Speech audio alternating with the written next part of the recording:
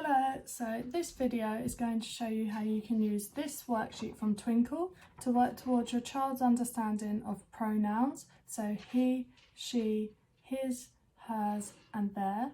It will also involve 2 and 3 keyword level instructions and also work towards your child's vocabulary. So in this video I use clothing items and food items for the vocabulary, but if there's another area of vocabulary that your child needs to work on, then you can print off symbols for those. So firstly, we need to check your child's understanding of the difference between a boy and a girl. So you can either just ask your child to show me the boy, show me the girl, or some children will find more purpose in giving a sticker to one of them. So can you put the sticker on the boy? They stick it on. Can you put the sticker on the girl? And make sure you test this several times, giving the instructions in different orders to really check that they do understand. So once you are sure that your child knows the difference between boy and girl, it's now time to check their understanding of the other vocabulary we're going to use in this activity. So for this part, we need to check that they understand the names of these items of clothing. So if your child has a limited attention span, I'd suggest just putting 2 options out in front of them so there's less to look at and less to choose from. If your child's of a higher ability, you can lie them all out in front of them. So we're going to ask the child to give you a piece of the clothing one at a time to check that they understand the name of each of them. So can you give me the trousers? Can you give me the shorts? Can you give me the t-shirt? And so on until you've worked through all of them.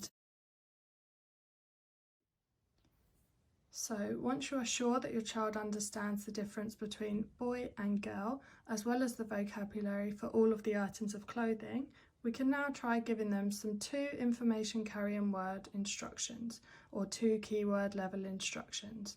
So I've put 3 items of clothing. If your child has a better attention level, then you may be able to give them more choices. So we're going to say, can you put the trousers on the girl? Can you put the t-shirt on the boy?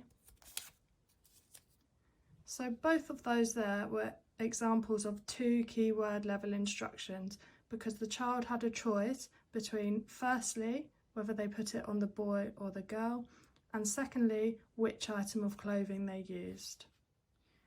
So this time I'm going to give the child an instruction again, but it's important to note that there are now 2 pairs of trousers, each a different colour. So this will add a 3rd element to the instruction. So these instructions will now be a 3 keyword level because the child now has a choice between whether they put it on the boy or the girl. Secondly, which item of clothing they choose. And thirdly, which colour item of clothing they choose. So can you put the blue trousers on the girl? So that was an example of a 3 keyword level instruction. So in this version, we're now going to check your child's understanding of he and she. So I've put items of clothing on both, and I'm now going to ask the child to pass me an item that either he or she is wearing. So I could say, he is wearing something red. Can you give it to me? And the child should pass me the red hat.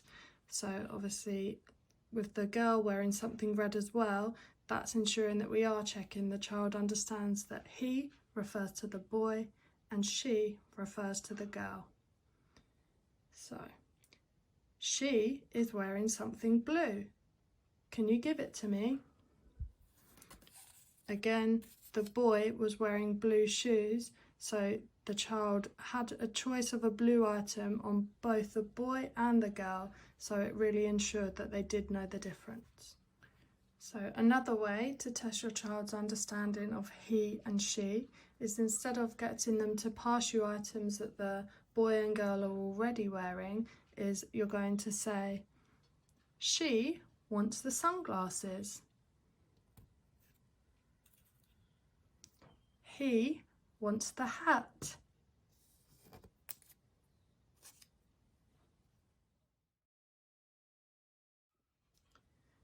So once your child has shown understanding of he and she, you can then move on to his and hers. So I've put the same items of clothing on both the boy and the girl, and I can now say instructions such as, can you give me her trousers? Can you give me his hat? Can you give me his shoes? And so on. So it's important that you mix up the instructions each time and don't just flick back and forth between his, hers, hers. So make it unpredictable for the child. Once your child has shown understanding of his and hers, you can then start asking some questions which involve their or them. So you could say, can you show me their hats?